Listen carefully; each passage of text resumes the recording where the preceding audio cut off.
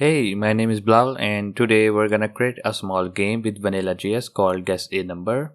I've created this game so far that I thought it'll be grateful to share with you.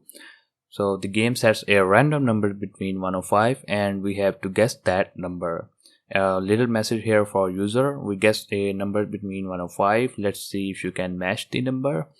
And the check, when we click on the check button, the game sets a random number between 1 and 5 and it compare our guess with that number. So if our guess is perfect, the success message will be shown, otherwise it gives us some nice recommendations.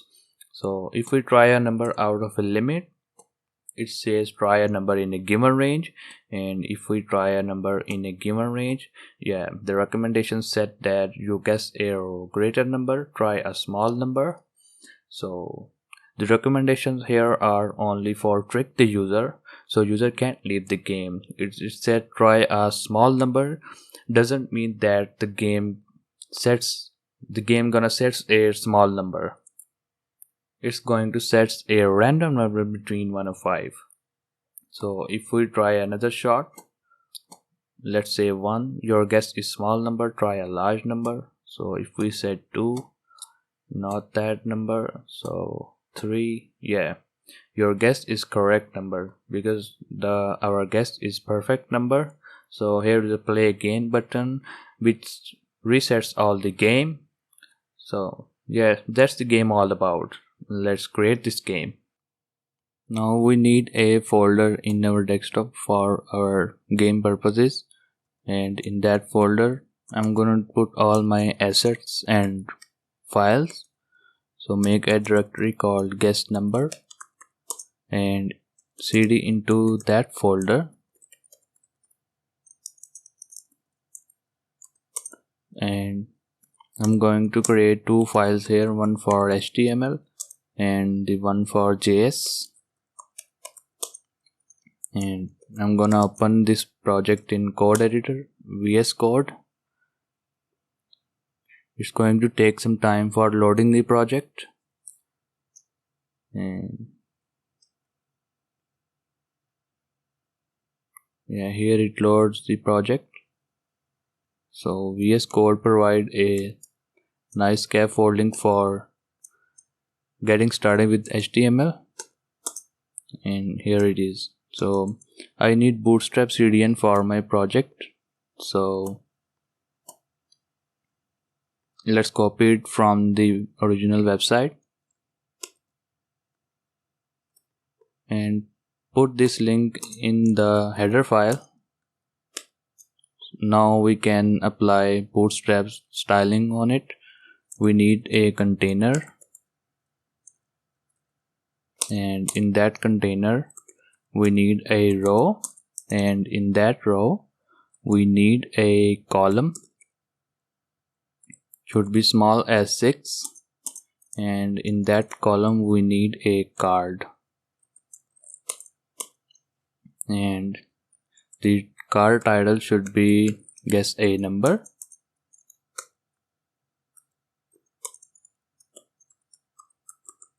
Card title guess a number, and let's check this in the browser. Open it in the Chrome. Here it is.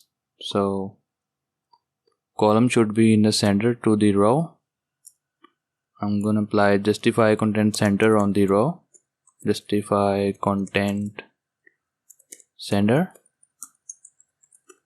and the text should be in center of the card, so text center,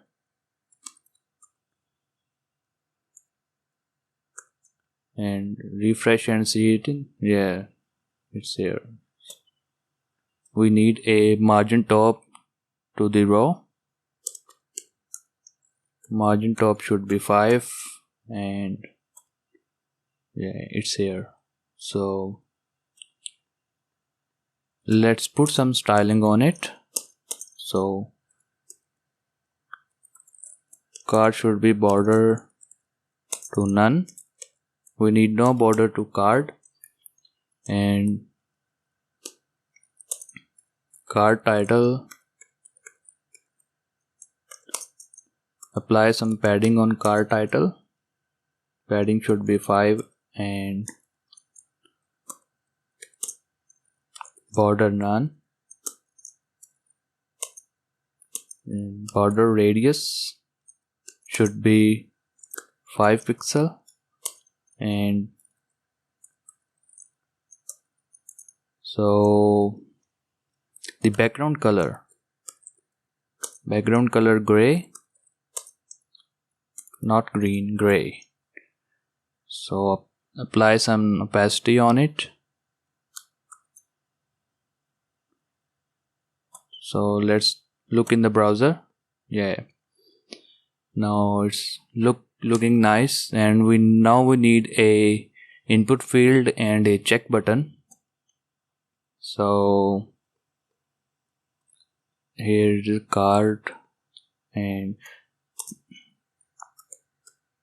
we're gonna put the input field in card body.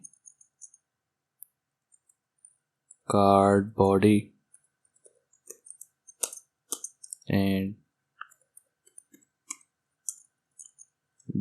diff dot form group, and in that class I'm gonna put in the input field, input type text, class form control, and after that I need a button. The button class should be bt and secondary.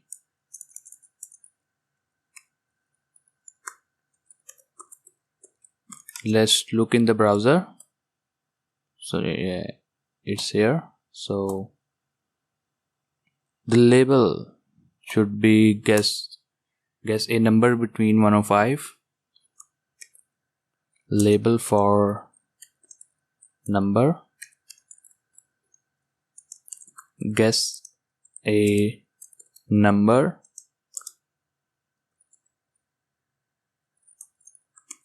between 1 to 5, and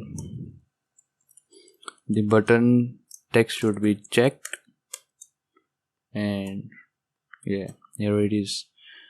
We should apply some margin from the button so it can be placed under the input field. So margin top should be 3. Now it's looking great, but I think we need to change the color of the check button. So I can copy the color from here and apply my custom class button green and put it in the style button green, and background color should be this. Now check it in the browser. So yeah, it's looking great, and we need to change the color of guess the number and the check button text color.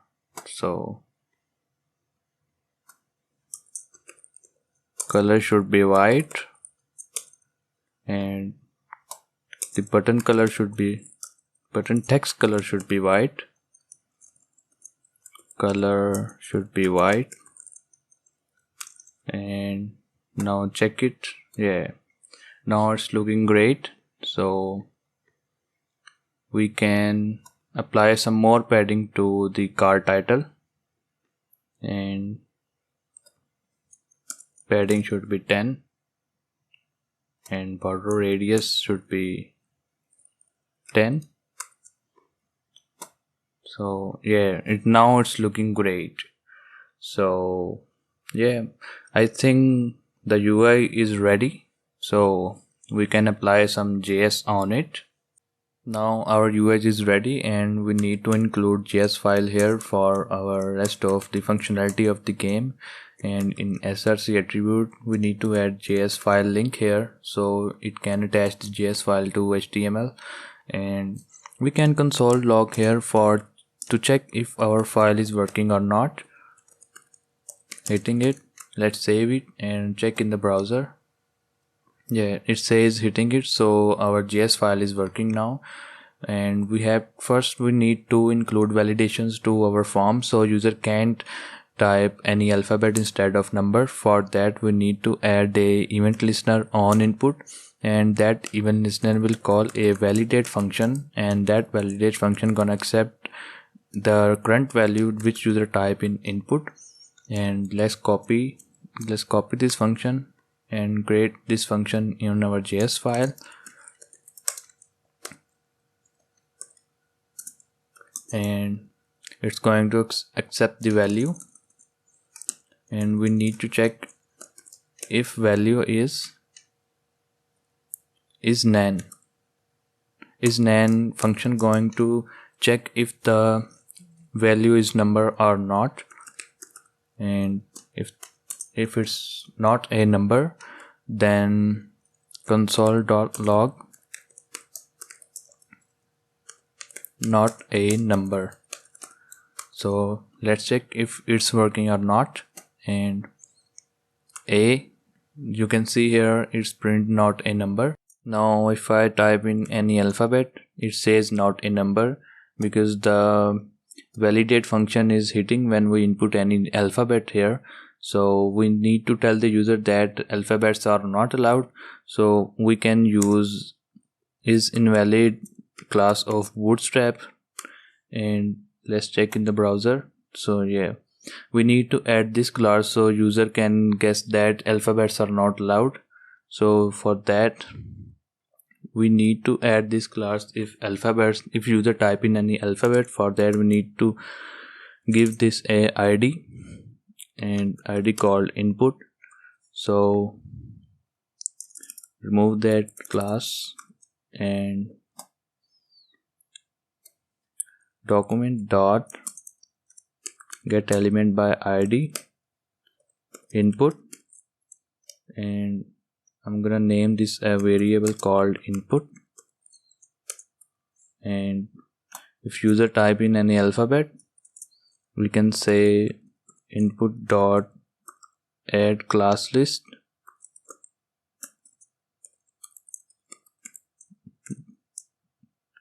Actually it's input dot class list dot add, and we can add the class list of is invalid.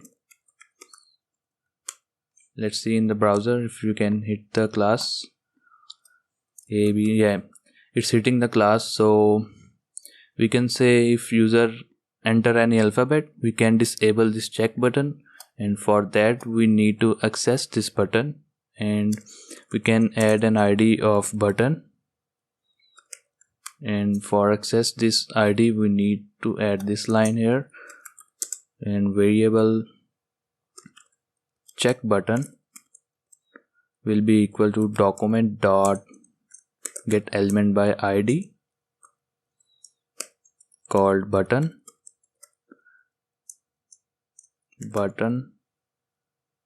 And what is wrong here? So yeah, button.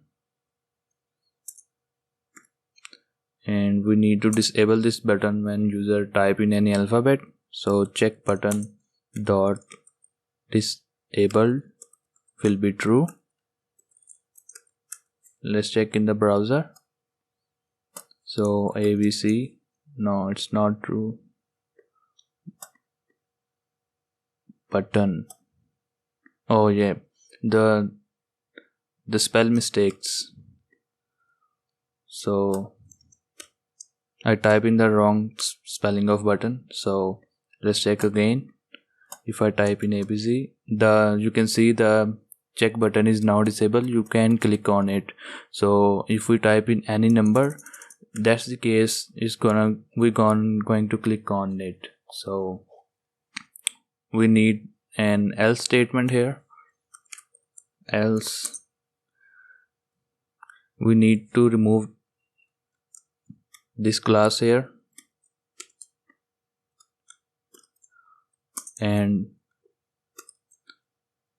remove the invalid class and add the valid class is valid, and just check in the browser. So ABC button is disabled, and if we type in any number here, so we need to enable the button if we type in any number here. So disable will be false here.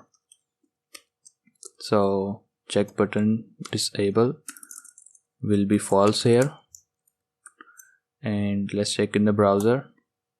So ABC button is disabled 1 2 3. Yeah, you can see button is now able. So you can notice here, if we not typing anything here, the input field is valid, we don't need here. So we need another check statement if value equal to null or nothing. So we don't need any class here. We're gonna remove those two classes here. So remove both classes, and now check in the browser. So 1 2 3, yes, you can see here, if we not typing anything, the classes will be removed. Now our validation is complete, and we can type ABC, the checkbox is disabled, and you can type 1 2 3, the checkbox is enabled. So our validation is complete now.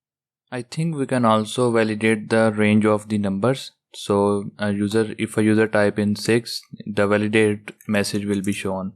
So we can handle this in validate function. So we can put in else if statement here. So else if a user, if the value is greater than 6 or value is greater than 5, so we need this functionality, and we can also show some error messages here. We need a div with an ID of message. All message will be shown on this div. So we can say here, now we need to add that div here, so we can access anytime we want. So message div document dot get element by ID called message, and we need to add inner text on the message div. Dot inner text will be try a there's a string, try a number in a given range, and we also need the class of this message to be text danger. Class list dot add text danger, and let's see in the browser. Now if we hit a number out of a limit, it says try a number in a given range, and the error is shown and the checkbox is disabled. Now if we put in a number in a range, yeah, everything is works, but here we have to disable this message also here when we put in a number in a limit. So here is this code. Now we need message dot inner text will be nothing. So if we try again, try a number out of a limit, message shown, and if we try a number in a limit, yeah, it's worked just fine. What if a user tried to pull in 0, but our range is from 1 to 5? Looks like we have to add that validation too. We can add that validation in here in this condition, and we can say if value is greater than 5 or the value is less than 1. So we can add that functionality here. So if I run again and type in 0, yeah, the error message shown and it says try a number in a given range. So if I backspace here, now the error is not removed. We can say here that message dot inner text will be null, nothing, and we also can remove the class here, because our next messages will be shown on that div and the text danger will be applied on all the messages. We can let that happen. So message dot remove class list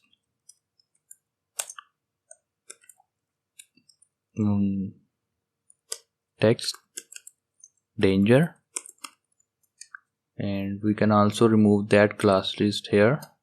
So message dot class list dot remove text danger. Actually it is a class list dot remove, so sorry about that. Dot remove. Now if I refresh here, if I type in 0, it says try a number in given range. If I backspace here, all the messages are removed. Now our validation is complete. So our validation is done. Now we need to add that functionality when user clicks on this check button, and we need to set a random number and compare that random number with our user input value. So we can say here on button add an event listener called onClick, and that going to call a function get the user guess, and let's create that function. So function will be get the user guess, and now in that function we need to create a functionality of setting a random number and comparing that random number with our user input value. So we can create another method here called match results. The method name should be very specific about what they are going to do. So match results going to set a random number and compare those results. So we can pass in here the user input value, input dot value, and let's create that function. So function will be this, and it's going to accept the value. So now we have another scenario here. If user type in nothing at first, you can see when at first the page load, the input value is nothing, and if a user clicks on the check button, we need that validation too. So we can add another validation here. If value is nothing, so we need to add a invalid class of Bootstrap to the input field, and we can say that input dot class list dot add is invalid, and we need the message div to be saying that input cannot be null. So message dot inner text will be input can't be null, and we can say message dot class list dot add text danger. Let's check in the browser. So right now input is empty. If I click on this check button, you can say all the classes are applied, and if I type in any number, all those gone because we clear our validation before. Now let's refactor some code. So you can see here we need to type in every error we need. So what if we store an error at some place and then access those errors? So we can store those errors in an error object that going to be message store, and message store will be an object. So we need a range error here. Range error will be try a number in a given range. So we can copy this and paste in here, and we need another error called the empty input error. So empty input will be input can't be empty. So and we need another message here. So when user type in a greater number message, greater number, so we can say you guess a greater number, please try a small number. And we need another message here when user type in a small number message, and it's gonna be I forgot to put the colon here, so actually it's comma not colon. So you guess a small number, please try a large number. So now our messages are ready. Oh, we need another message here called perfect number, and it's gonna be this perfect number. And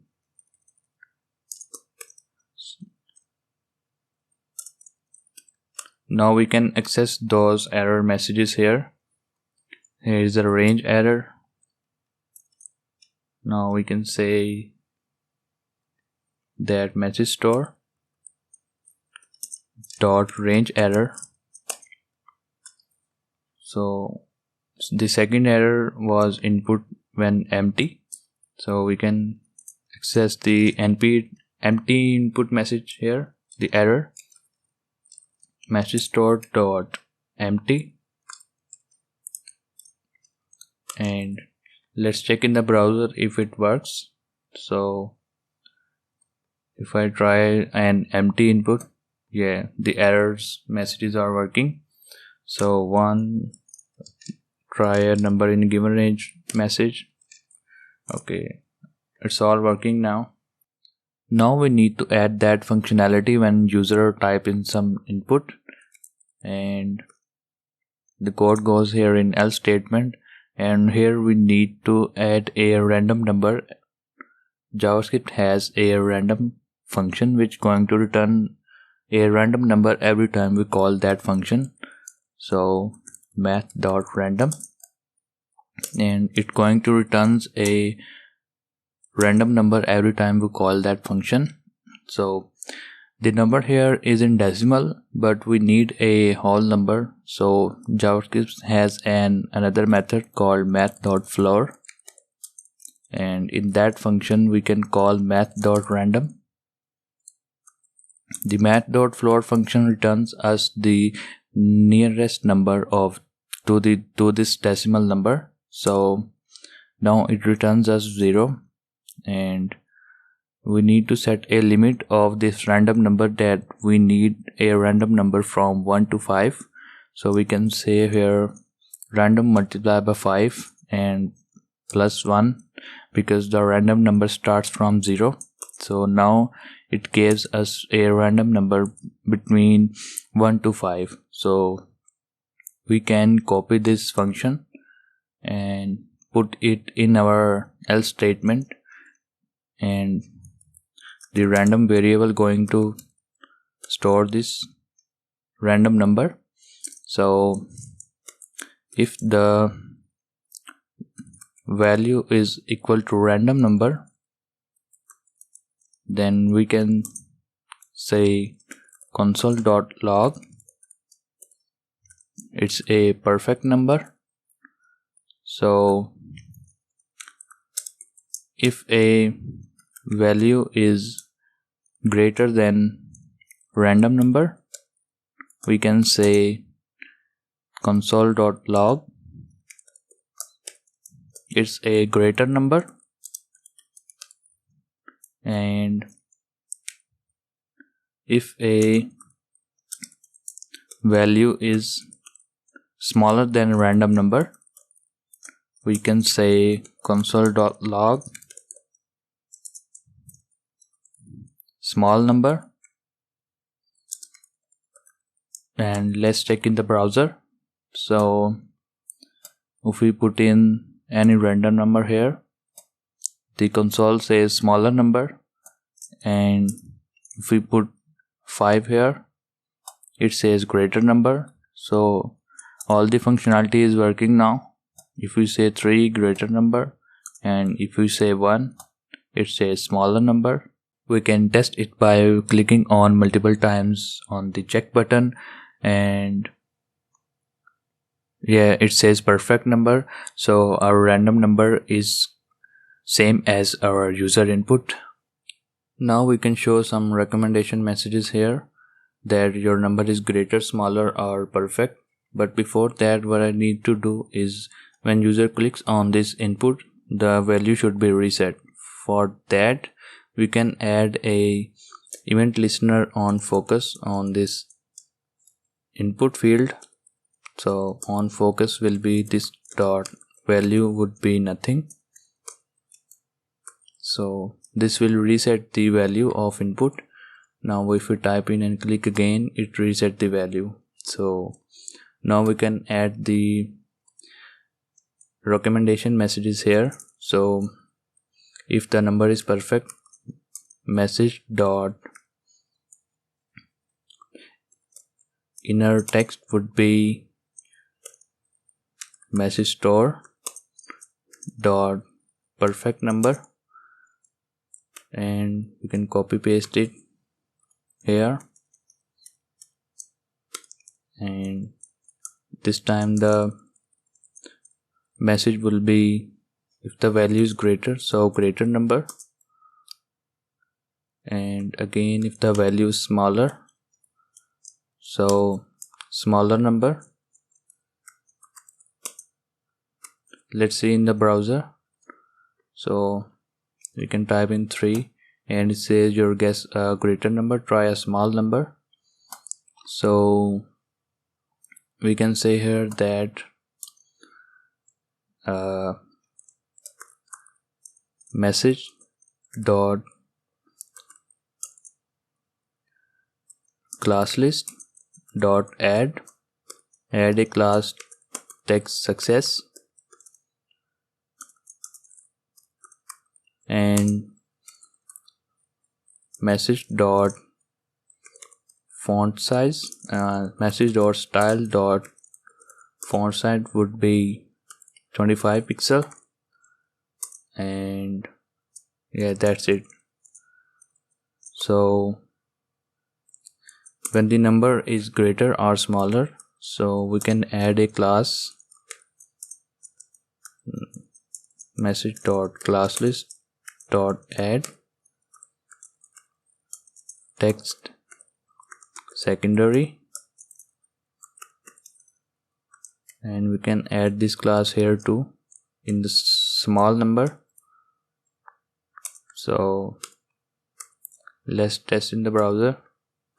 If I type 3, your guess a small number, try a large number. So 1, it says perfect number. So when it says perfect number, we should hide the label. We should hide the label and the input field. So the label ID is notification here. So we can say document dot get element by ID notification dot display dot style dot display should be none, and we can say input dot style dot display should be none. And let's check in the browser. So let's type in 3 and 1 and 2 and 3. Let's check multiple times with 3, and here's it says perfect number. So when it's gonna say perfect number, we need to add play again button here instead of check button. So we can say that it's a check button. So check button dot inner HTML would be play again,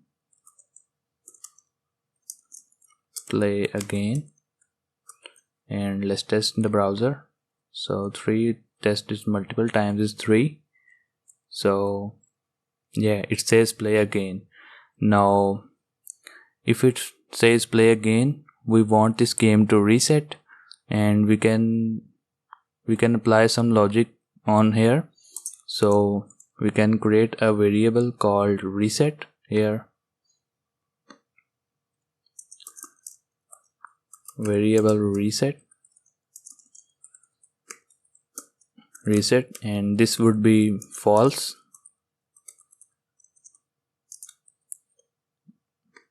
It's reset, so this would be false. And when our number is perfect, where it is, yeah, when our number is perfect, we can say reset will be true,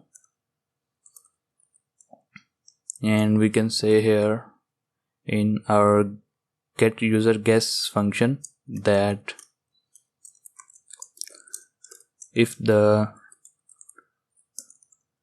reset is true, then we're going to reset the game, and if it's not, then we can continue with that function. So we're going to create the reset function now, and in reset function we're going to reset all the game, and function reset, and in reset function we can say that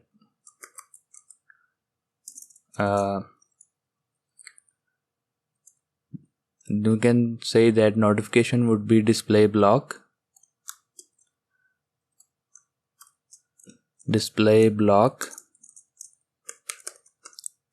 and the input would be display block,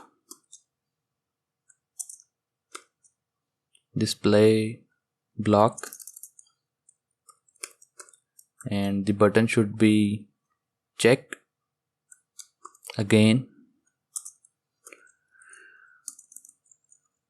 check, and the font size here, the font size would be a game reset, I think is 1 rem. Now let's test in the browser.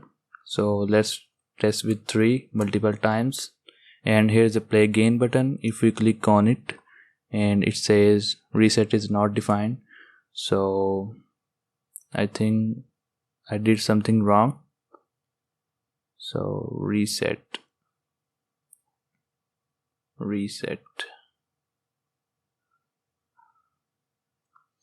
I think I need to put it on up so we can identify what is the problem. So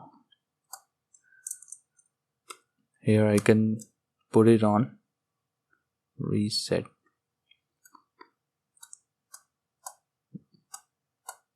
Now if I click on play again, it says reset is not a function. So I think we need to change the name of the function. So reset the game, and we can say here reset the game. So if I test this again with 3 multiple times and play again, yeah, now it's reset it, and we need to reset this 3 also. So reset the game function, and input dot value would be reset. So let's test it again with 3 and check it, check, and now play again. Now it's reset all the game, and we need to reset the isInvalid class also. So input dot class list dot remove the isValid, and let's test this again. So check, play again. Now it's all. Now we need to reset this message also. So message dot inner text would be nothing. So let's test it again. 3, let's check it multiple times, and the form is reset, and you can play around with it. So if you need to extend this limit, you can, and if you need to ask any query, you can ask me in the comment below. So if you like this, make sure to hit the like and subscribe button, and see you in the next video.